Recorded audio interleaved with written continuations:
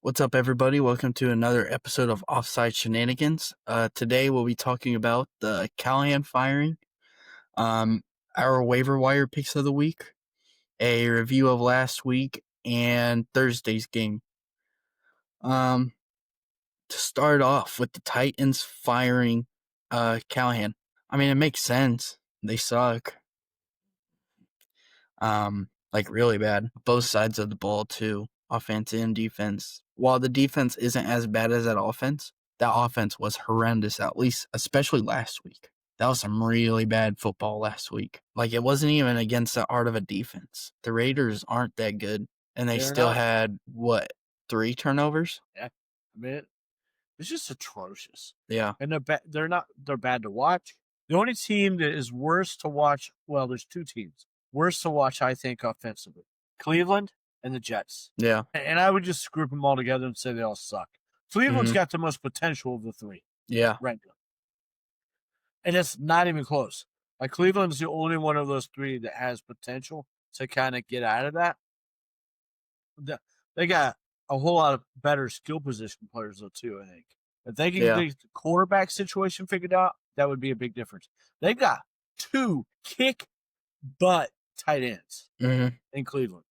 They have, I mean, Jerry Jeudy's no slouch, but that dude has got to get himself figured out because he thinks that he's like God's gift to receiving, and he's not. And he can just do whatever he wants. The dude sucks this year.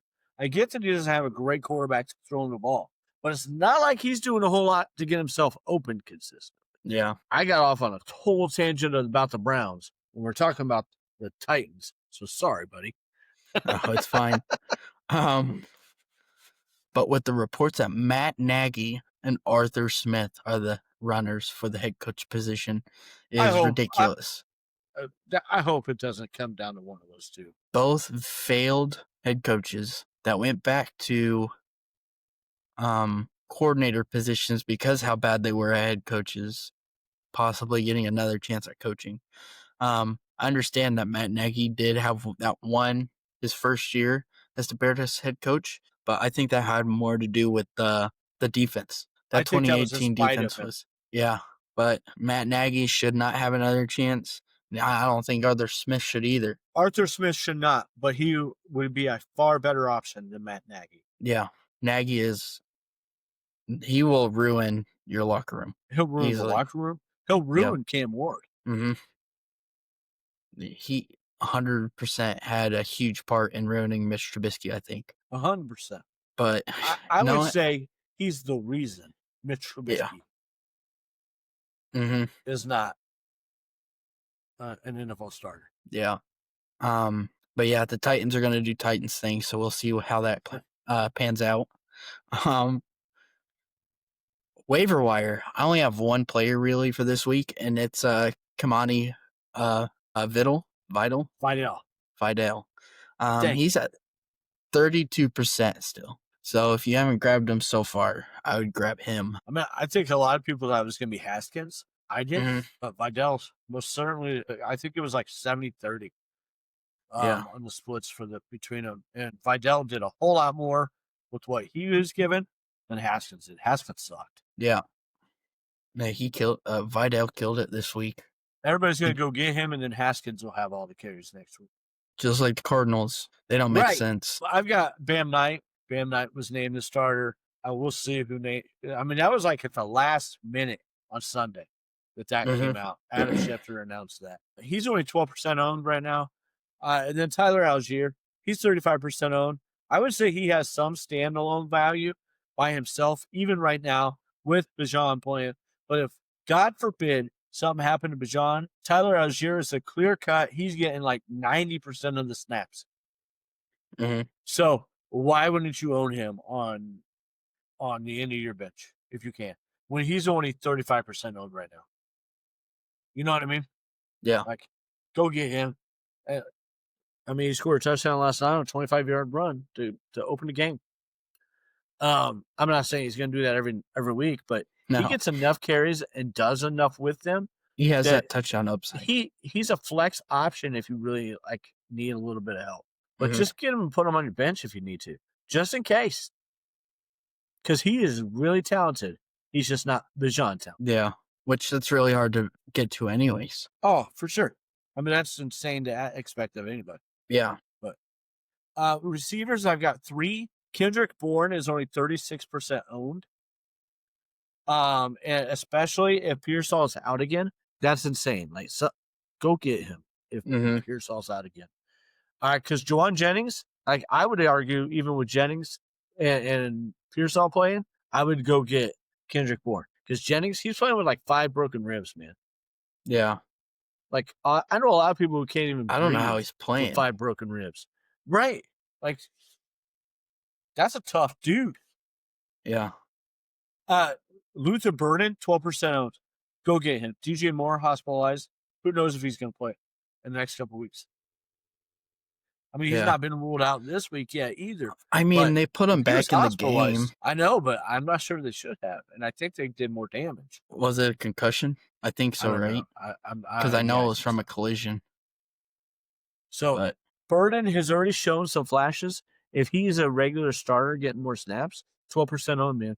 Caleb Williams, he could sling it. Kayshon Boutte just went off for 2 touchdowns. He's not going to do that every week. But that offense and that passing game is getting going. And you know that there's going to be receivers kind of going in. You know what I mean? Henry's not been as on fire lately, which means that the receivers have more options. He's only 9% owned. If you've got room on the end of your bench, I would go get him and stash him and see what happens. Yeah. Same thing with Mason Taylor, 36% owned. We talked about Theo Johnson for the last couple of weeks. He's still only 22% owned.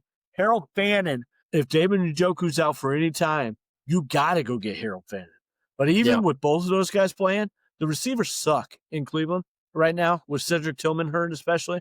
Jerry Jeudy's getting up in his feelings again, not doing it, like doing the same crap he did in Denver before he got traded out of there and then tried to show, hey, I am an alpha, and now he's acting a fool again.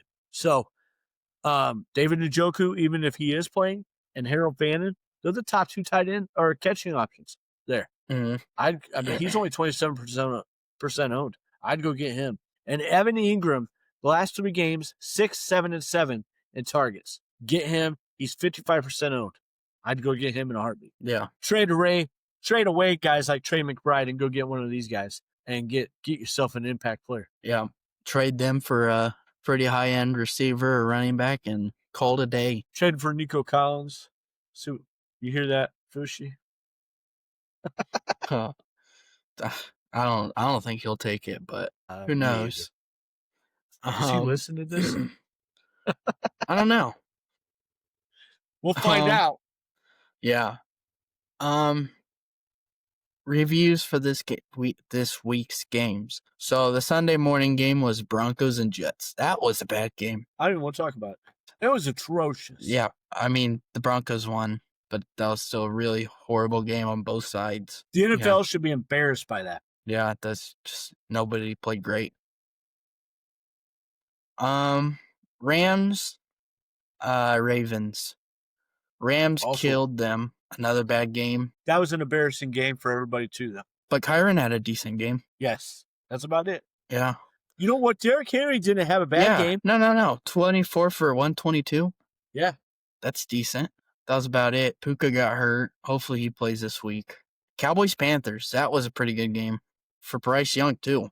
199, 3 touchdowns. Dowdle, again, is on fire. Who would have thought? 30 for 183.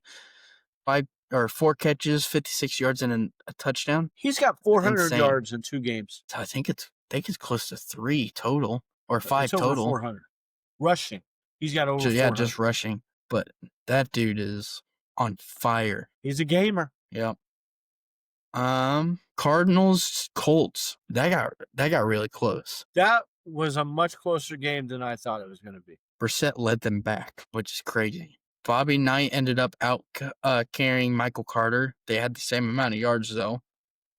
Jonathan Taylor had a decent, I would say a good game. 21 for 123 and a touchdown, 4 catches for 14. Colts won that one, but the Colts defense didn't look too great. I mean, letting up No, 27 to the Card, or I at was least really later in the surprised. game, they definitely didn't. Agree. I was surprised. Seahawks Jags. Cam Little did not play great. I would say he played terrible. He did play terrible. Yeah. I mean, the Jags just didn't play great. I mean, Etienne had a bad game. Trevor didn't play terrible. Trevor played good, I'd say. Or yeah, I say that's I mean, his completion percentage wasn't great. He had 7 But sacks. yeah, but he had yards and 2 touchdowns. Yeah, Brian Thomas had a great game. Jackson Smith, Nick Jigba. You know who did not end up playing as good as some of us thought? Sam Darnold. Hunter Long. Sam Darnold had a decent game. He had 16 for 27. I mean, that's not great, but 295, 2 touchdowns. You're just talking about T-Law's percentage. Hunter Long didn't play great. Hunter Long did not. That was a bit of a letdown. I mean, yeah, I was disappointed by that. He only had 3 targets. He caught 2 of them. Munt only had 2, so it looks like he just didn't throw it to the tight ends. Yeah.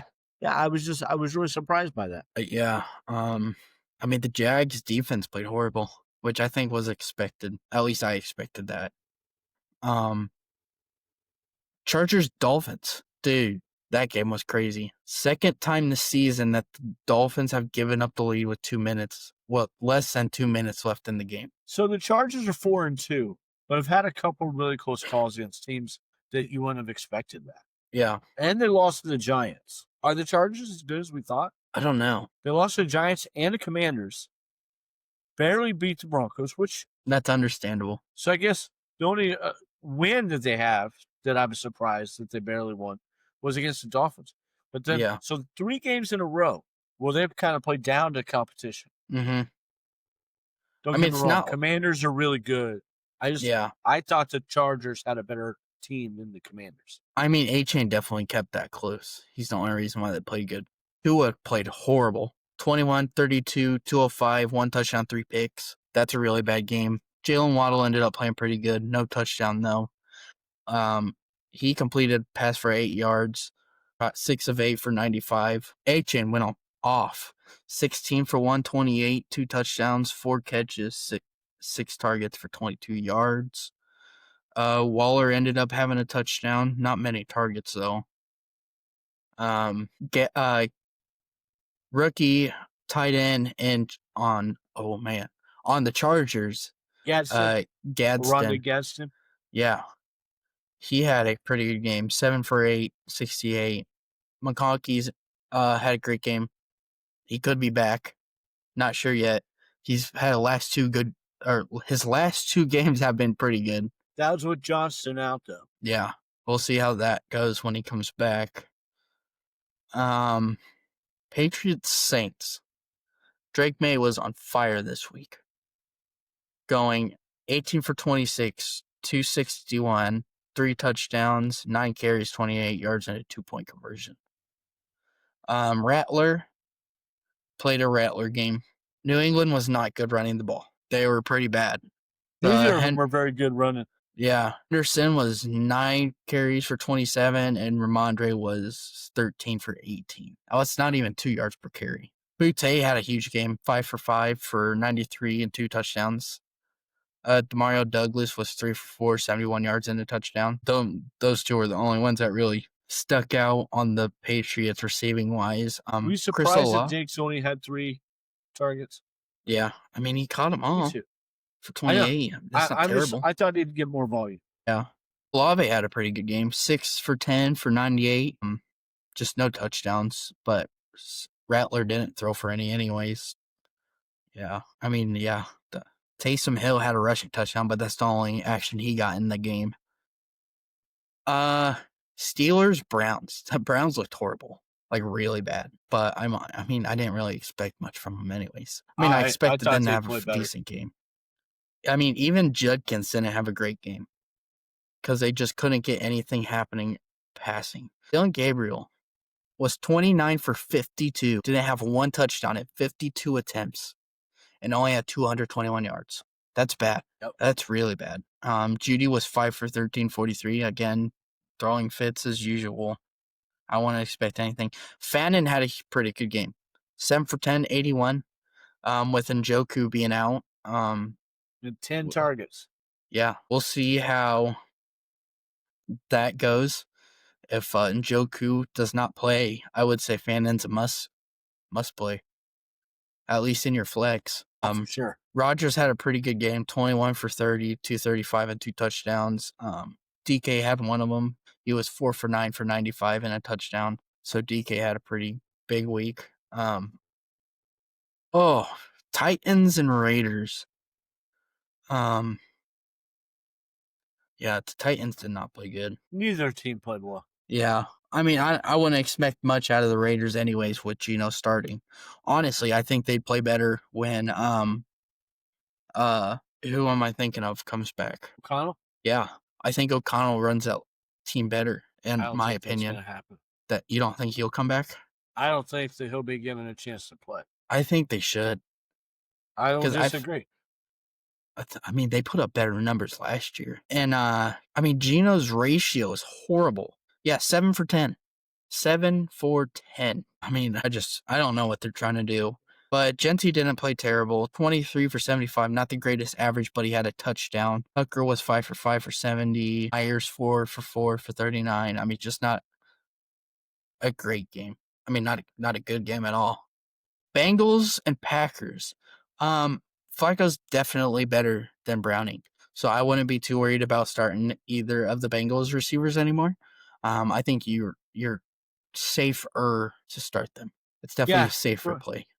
For the same reason we thought that we liked Jerry Jeudy with Cleveland, but that offensive line, as bad terrible as Cincinnati's is, Cleveland's is worse, I think. Mm-hmm.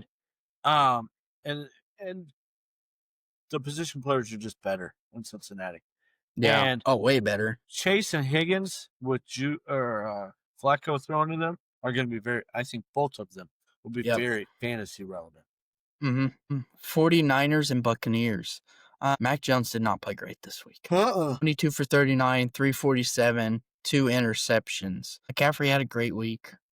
Receiving wise, I'd say.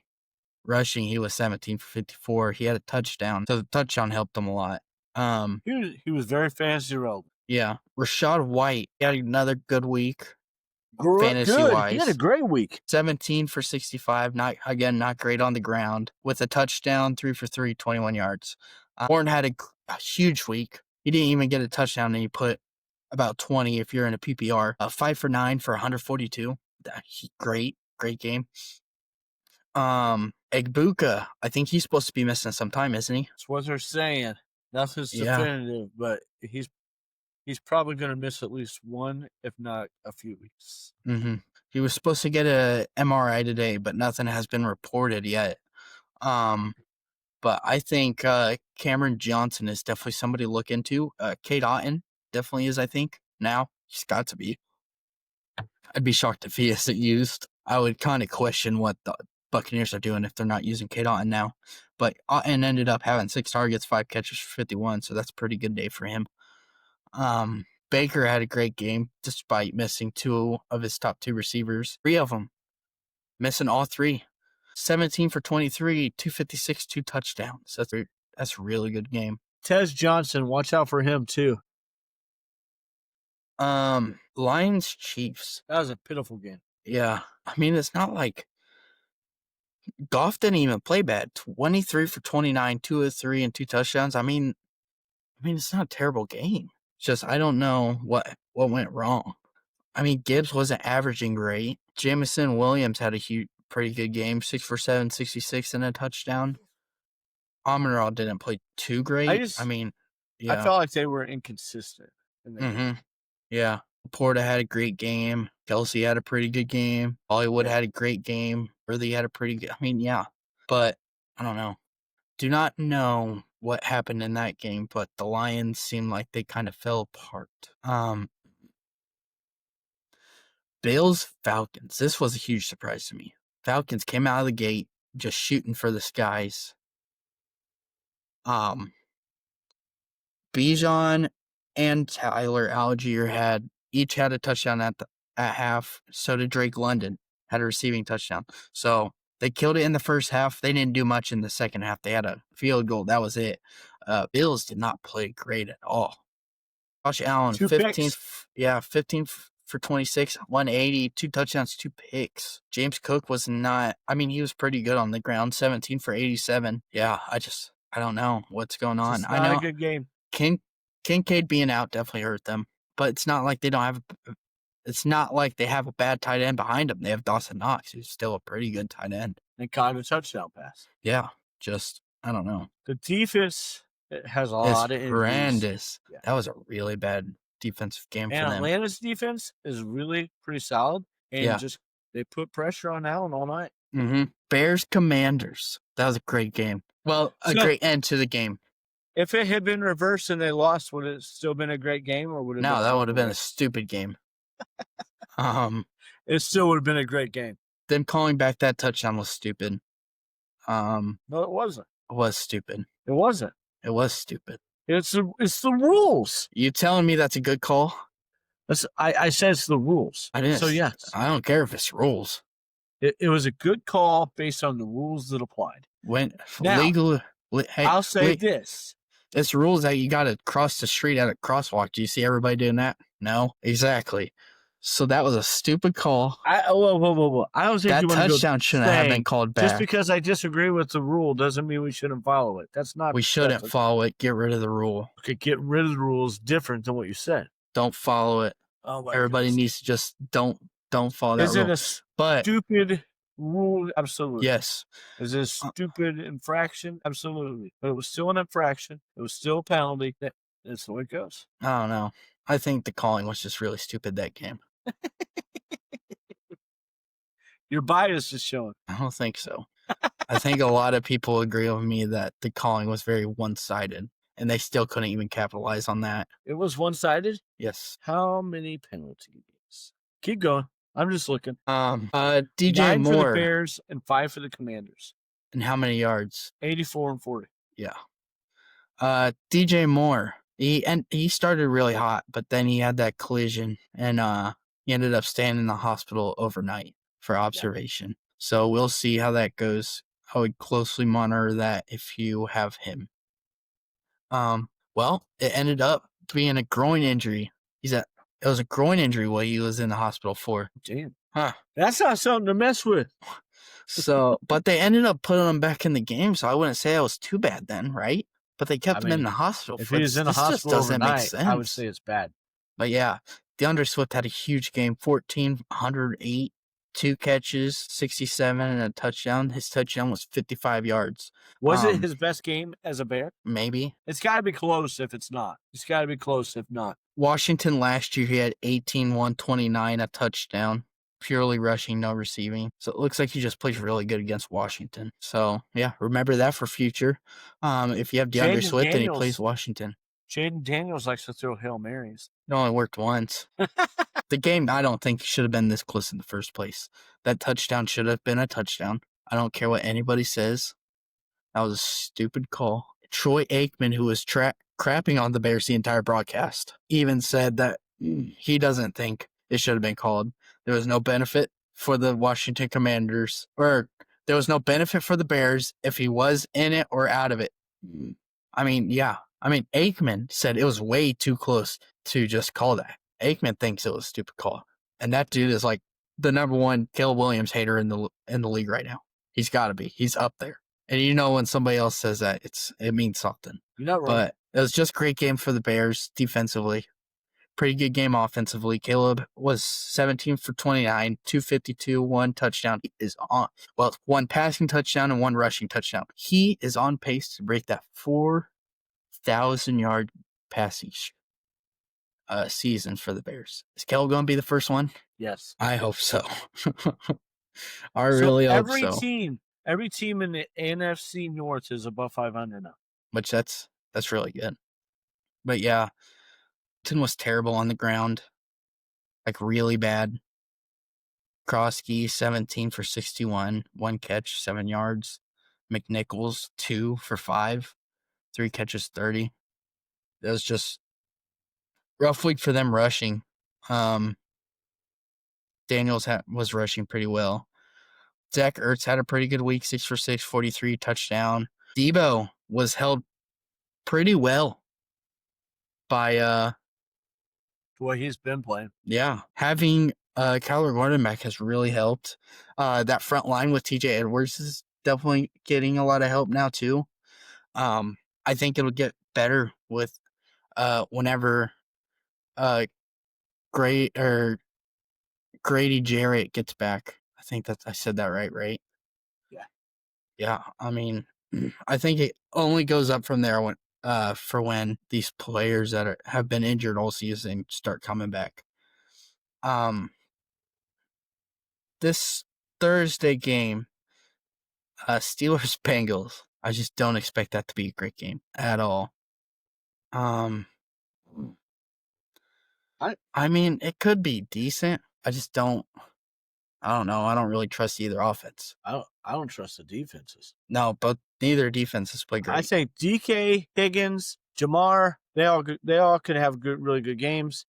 Yeah. I think Brown may finally break out with something here, for Cincinnati, and Brown. And I like,